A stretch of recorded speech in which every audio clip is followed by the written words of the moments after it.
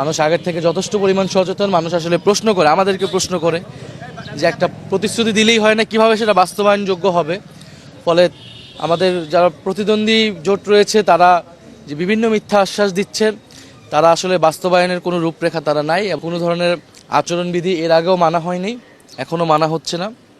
Poster থেকে শুরু করে এই বিদ্যুতের তারে পোস্টার ঝুলানো হচ্ছে, এবং আমাদের যেই ব্যানার বা বিভিন্ন জায়গায় আমরা আচরণবিধি মেনে যতটুকু আমরা প্রচারণা কার্য করছি সেখানে বাধা দেওয়া হচ্ছে, ব্যানার ছিঁড়ে ফেলা হচ্ছে। এবং আমরা মানুষকে উৎসাহিত করছি যাতে মানুষ 16 বছর পরে যেহেতু একটা সুষ্ঠু নির্বাচনের পরিবেশ তৈরি হয়েছে, মানুষ যাতে নির্বিঘ্নে নির্ভয়ে উৎসবমুখর পরিবেশে ভোট দিতে আসেন। এবং কারণ এবারের ভোটটা একেবারেই নতুন এবং বাংলাদেশের ভাগ্য পরিবর্তনের ভোট, যেহেতু গণভোটও একসাথে হচ্ছে, মানুষ যাতে এই ভোট কোনোভাবেই এই ভোট প্রদানে ভয় না পায়। কারণ আমরা দেখছি বিভিন্ন এলাকায়, ইভেন আমার এলাকাতেও এক ধরনের ভয়ের পরিবেশ তৈরি করে রাখা হয়েছে এখানে।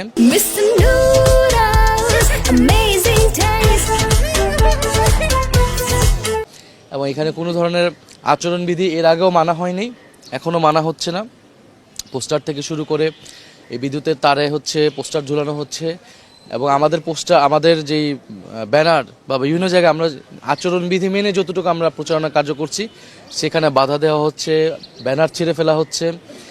এবং আপনারা দেখেছেন ইতিমধ্যে ইলেকশন কমিশনের চাপ প্রয়োগ করে গণভোটে প্রচারণার জন্য শোকজ তারা নিয়ে এসেছেন বিএনপির পক্ষ থেকে, অথচ তারা নিজেরাই আচরণবিধি কিন্তু কোনোভাবেই মানছেন না।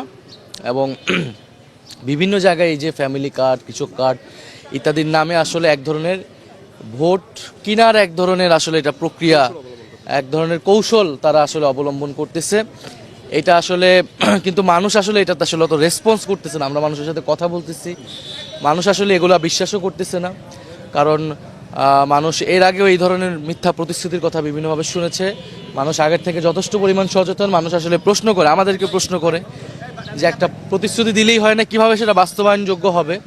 ফলে আমাদের যারা প্রতিদ্বন্দ্বী জোট রয়েছে তারা যে বিভিন্ন মিথ্যা আশ্বাস দিচ্ছেন, তারা আসলে বাস্তবায়নের কোনো রূপরেখা তারা নাই। এবং এগুলো আসলে আমাদের দেশের জাতীয় যে সমস্যা এই মুহূর্তে এবং ভবিষ্যৎ সরকারের, পরবর্তী সরকারের যে দায়িত্ব, সে তুলনায় এই সমাধানগুলো খুবই অপ্রতুল। আপনি কয়েকটা কার্ড দিবেন, সে কার্ডে কিছু টাকা দিবেন, সেটা সোশ্যাল সেফটি নেটসের আওতায়। সোশ্যাল সেফটি নেটস অলরেডি বাংলাদেশে কিন্তু এটা কার্যক্রম রয়েছে, আপনি সেটাকে জাস্ট রাজনৈতিক প্রণোদনা হিসেবে ব্যবহার করতেছেন। এই বিষয়গুলো তো মানুষ বুঝে। এই এলাকার বিভিন্ন স্পটে যে সমস্যাগুলো রয়েছে সেই সমস্যাগুলো মানুষের কাছ থেকে শুনি, সমস্যার